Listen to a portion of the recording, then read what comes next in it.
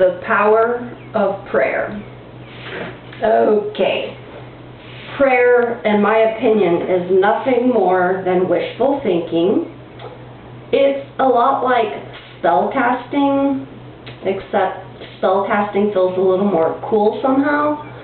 But really, they're one and the same if you think about it. One is asking for God to give them what they want, whereas the other is asking for the goddess or the powers from the north or the south, east, or west, depending on the intended results.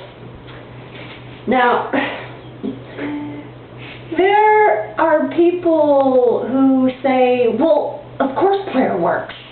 I mean, there are studies that prove it works. Oh, really? Well, guess what? Go take a look at the studies that talk about the placebo effect and how well that can work. You know, it's the power of belief. But, hey, maybe you could just take a placebo pill instead and call it a day. Now, there have been people who have said they'll pray for me. Now, think about this.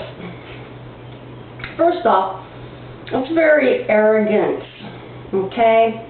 As if they have this special connection with God, and God listens to them.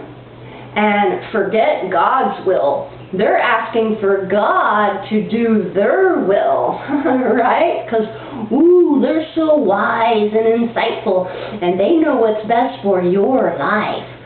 So they're going to go home and pray to God about you. I mean, it's pretty creepy if you think about it. Now, the power of prayer.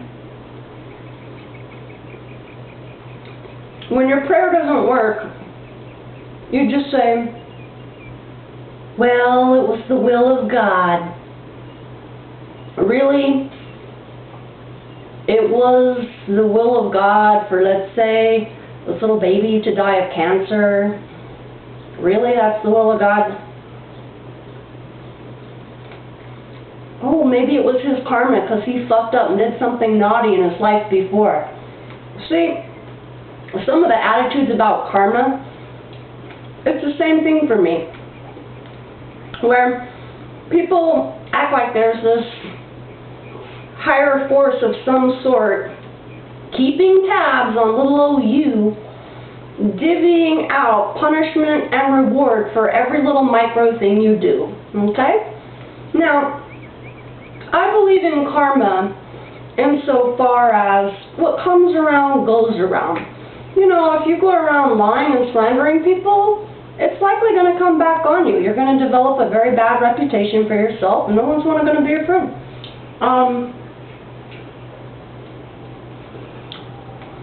Cause and effect. We can call that karma. You do something, and then there's a reaction of some sort, whether good or bad. And good or bad is subjective. What one person calls bad, another person may find good or neutral.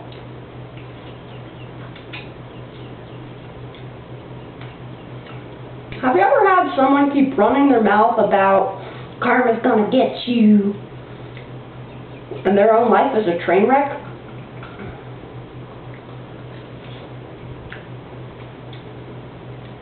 Looks like karma went and already got them. Zen-like people don't really go around casting their hate on others. And for someone to be overly concerned with you, that they would want to pray for you, okay, well, let me just say this is very much codependency behavior, dare I even say an enabler of sorts.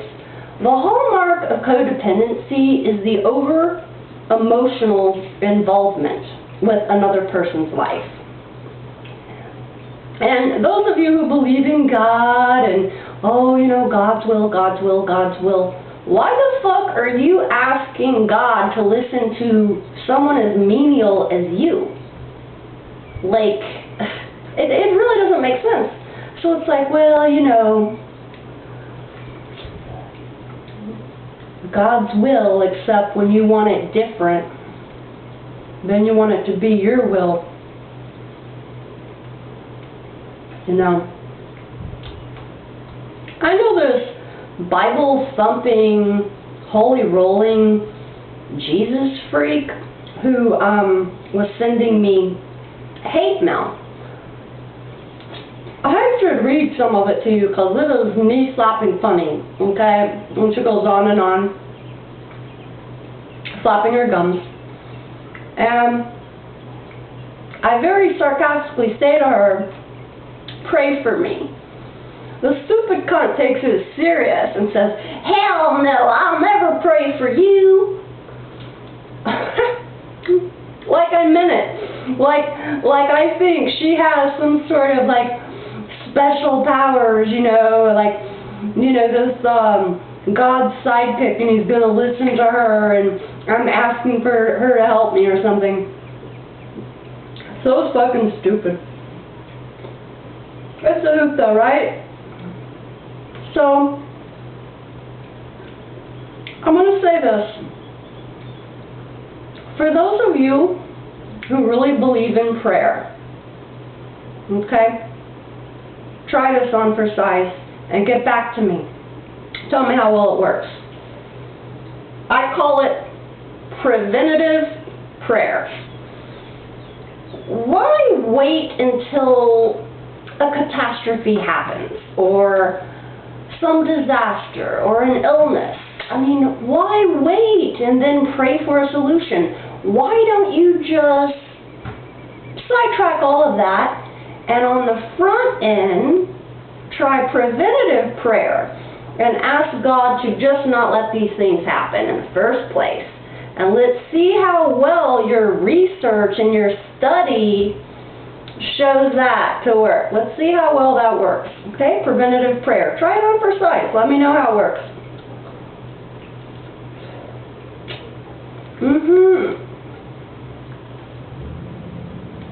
An ounce in prevention is worth a pound of cure. That's what Granny said.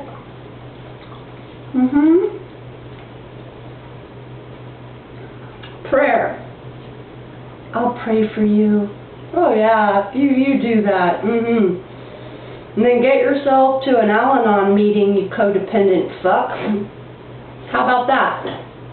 Yeah. Recovery without God. People say you can't do it without a higher power. That's a crock of shit.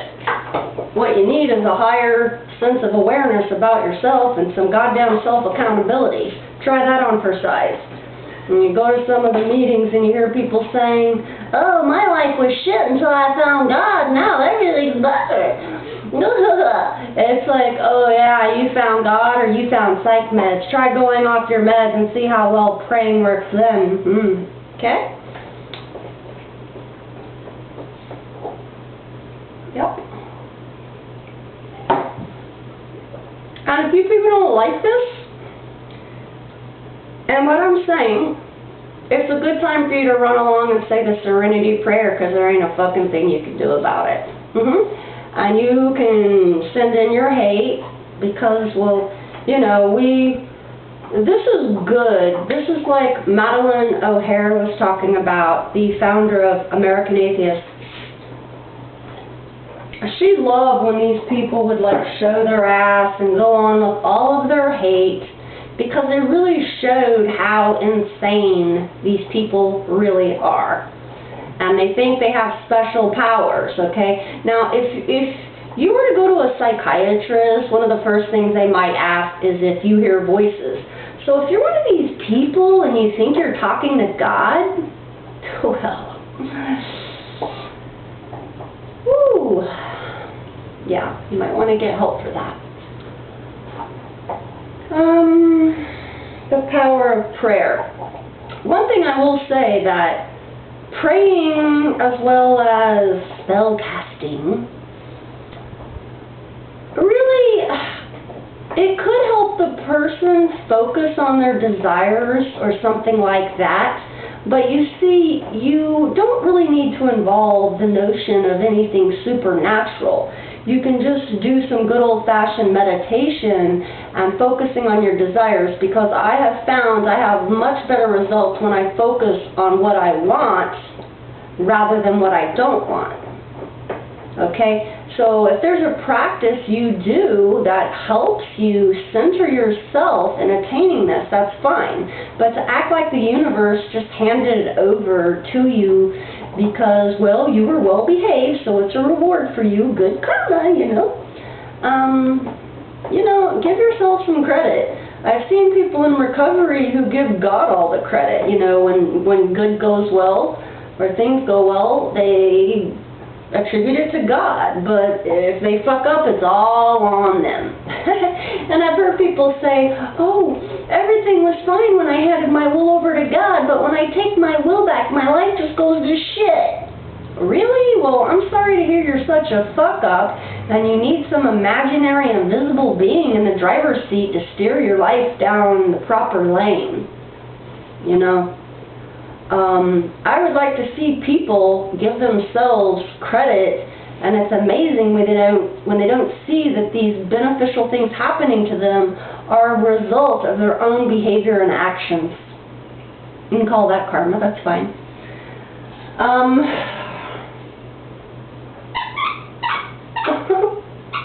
Well, hi!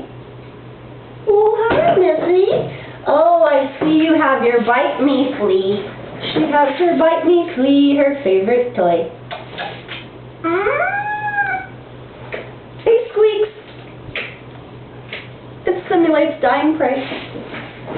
Animals love that.